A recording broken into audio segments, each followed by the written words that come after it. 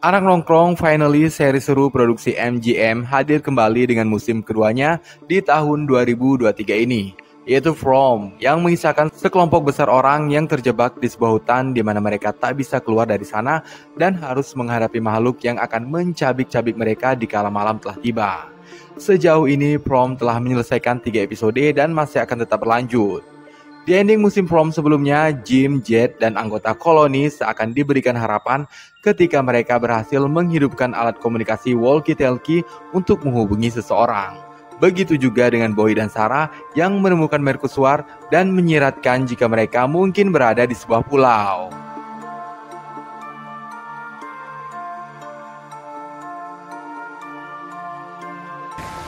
Namun semua tak semudah itu.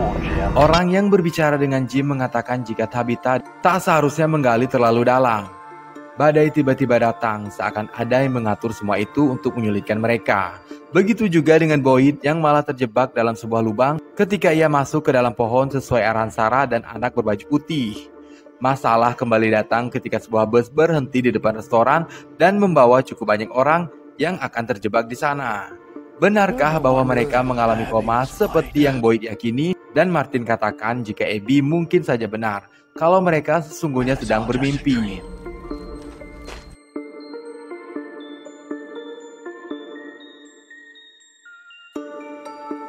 Ataukah sebagian dari orang-orang di sana seperti Boyd, Jet, Jim, Sarah, dan Elgin, pendatang baru dari bus, akan mampu membawa orang-orang keluar dengan masing-masing kelebihan yang mereka miliki?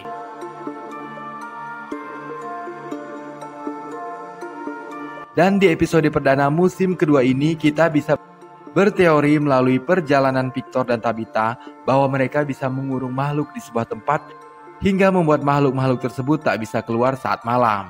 Apakah teori tersebut? Jawabannya ada dalam penjelasan From Season 1 episode 1, 2, dan 3 berikut ini. Simak baik-baik ya geng.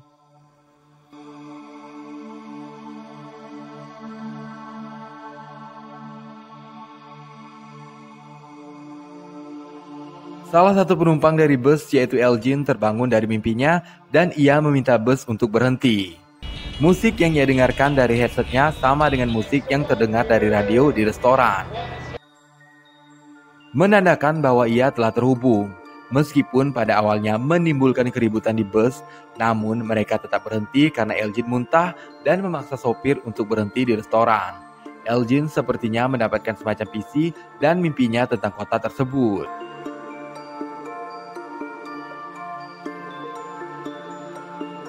Elgin juga mengalami kejang seperti yang terjadi pada Sarah, menguatkan teori bahwa Elgin adalah salah satu dari orang-orang di kota itu yang akan menjadi juru kunci untuk mengeluarkan mereka dari sana. Sejauh ini, orang-orang yang selalu dihadapkan oleh hal-hal aneh seperti semacam petunjuk diantaranya adalah Boyd, yang mendapatkan jimat untuk melindungi mereka dari makhluk malam. Kemudian Jet yang pintar memecahkan petunjuk dan selalu mendapatkan penglihatan menyeramkan di kota tersebut. Selanjutnya Sarah yang mendapatkan bisikan-bisikan dan seperti yang telah kita sebutkan di awal, serupa dengan Elgin ia mengalami kejang-kejang, termasuk pula Tabitha, Victor, dan juga Jim. Dalam episode ketiga, Elgin menanyakan semacam kolam pada Fatima. Lalu wanita itu menunjukkan kolam kecil yang mereka beri nama The Brundles. Yang mencengangkan, Elgin mengatakan bahwa ia melihat kolam tersebut dalam mimpinya. Apakah air adalah jawabannya? Seperti yang dilihat Boyd dan Sarah, mereka melihat mercusuar. Apakah mereka berada di sebuah pulau dan jalan satu-satunya untuk pulang adalah berlayar? Ingatlah, Victor dan Tabitha melihat gambar perahu di bawah tanah.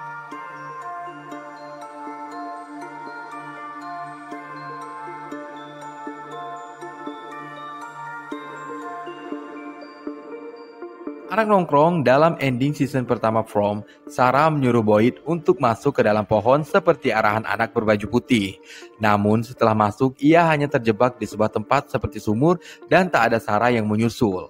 Apakah Sarah berbohong dan memiliki agenda lain? Yang harus kita ingat, menurut Victor dan Martin, pohon yang menjadi semacam alat teleportasi tak selalu mengantarkan mereka ke tempat yang sama. Pohon tersebut mengantarkan mereka ke tempat yang berbeda-beda. Sarah mungkin saja menyusul Boyd masuk ke dalam pohon, namun ia malah diantarkan ke ruang bawah tanah. seperti yang terjadi pada Julie. Sarah muncul di ending episode ketiga di Rubana dan Kenny menemukannya. Entah siapa yang menolong Boyd untuk naik ke atas, namun pada akhirnya ia berhasil naik ke sana dan menemukan Martin. Kemungkinan pria tua itulah yang menolong Boyd naik ke atas. Seseorang yang melempar tali sebelumnya berteriak pada Boyd meminta balasan atas pertolongannya. Martin memang meminta Boyd untuk menembaknya, tapi bisa jadi ini hanyalah sebuah tes untuk menguji Boyd. Dan Boyd bersikeras untuk menolong Martin. Meskipun ketika ia berhasil melepaskan salah satu borgol, Martin malah melukainya dan mengatakan kini darahnya menyatu dengan darah Boyd. Kemudian muncul hal aneh seperti cacing di balik kulit Boyd. Mungkinkah ini sebuah kekuatan baginya? Satu hal yang menjadi clue sekaligus memperkuat asumsi bahwa cara keluar dari wilayah itu adalah melalui jalur perairan. Ketika Boyd menyadari kalau Martin dulunya merupakan tentara angkatan laut.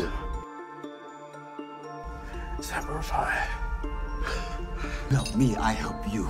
That's the way it goes, got it? Anak nongkrong yang harus kita ingat, makhluk-makhluk yang keluar pada malam hari untuk membunuh orang-orang ini bukanlah makhluk gaib menyerupai hantu atau roh.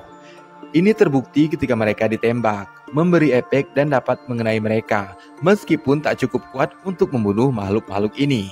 Di episode pertama musim kedua ini, Tabitha dan Victor menemukan sarang makhluk di bawah tanah, dan mereka dalam keadaan setengah tertidur, dengan bentuk wajah asli menyerupai monster. Hari mulai gelap saat itu. Beruntung Tabitha menemukan jalan keluar dengan mengikuti arah air. Lagi-lagi air menjadi unsur dominan dan kali ini menyelamatkan Tabitha dan Victor. Tabitha dan Victor keluar dari sebuah lubang dan berhasil menyelamatkan diri. Apakah kalian berpikir bagaimana jika lubang yang menjadi jalan untuk makhluk ini keluar ditutup dan diletakkan jimat di sana?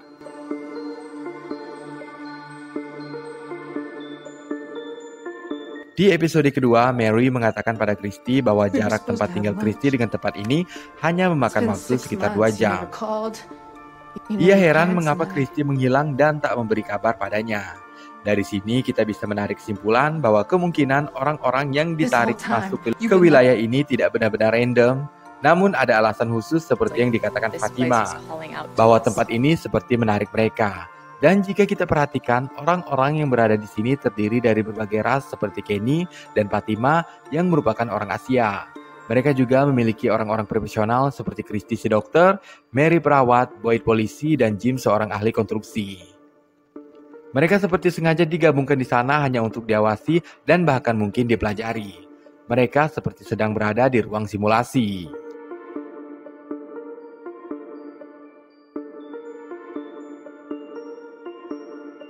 Jed adalah pria cerdas yang dari awal tak mau berdiam diri begitu saja ketika ia terjebak di sana. Jed mencoba berbagai macam cara dan akhirnya ia menemukan simbol yang bertebaran di tempat itu. Jed menemukan Polaroid yang menunjukkan seorang pria sedang memegang buku dan buku tersebut memuat simbol yang ia temukan. Namun yang lebih menarik, ternyata di Polaroid tersebut tertangkap Victor yang saat itu masih kecil. Ya, Victor adalah penghuni paling lama di sana. Namun ia marah besar ketika menyadari kamarnya diobrak-abrik oleh Jed. Dan ia cuek saja ketika Jed mengatakan bahwa mereka bisa bekerja sama untuk memecahkan simbol tersebut. Ada apa dengan Victor sebenarnya? Anak nongkrong ketika Tabitha dan Victor berada di sarang makhluk, ada sebuah boneka yang mirip dengan boneka yang ada di rumah koloni. Jed sempat mendapatkan penglihatan terhadap boneka ini. Begitu juga saat Tabitha menyadari permainan balok yang disusun oleh anaknya mengingatkan ia pada batu-batu yang disusun di sarang makhluk dan itu mirip dengan punya Ethan.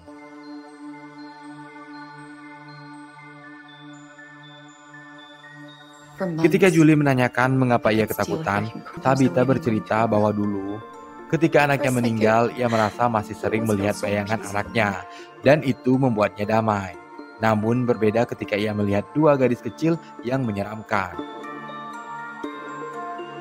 Dejavu selanjutnya dialami oleh Boyd ketika ia menceritakan tentang pengalaman perangnya di Irak. Seorang tentara mati di tangannya karena ranjau rakitan dan prajurit tersebut bernama Corporal Brian Kelly. Di mana Kelly adalah gadis yang baru saja mati ketika ia mencabut tombak di kepalanya. Kelly memiliki pacar yang juga sudah tewas. dan pacarnya tersebut bernama Brian. He died. Kebetulan yang sangat aneh. Corporal Brian Kelly. Jim bangun dari kasurnya. Naluri seorang konstruksi mungkin menggerakkannya untuk mengatasi lampu exit yang ada di atas pintu. Exit. Apakah ini sebuah clue yang secara tak langsung ingin mengatakan bahwa Jim adalah kunci utama bagi mereka untuk keluar dari sana? Anak nongkrong, bagaimana dengan kamu? Apakah kalian punya petunjuk lain? Tulis di kolom komentar ya.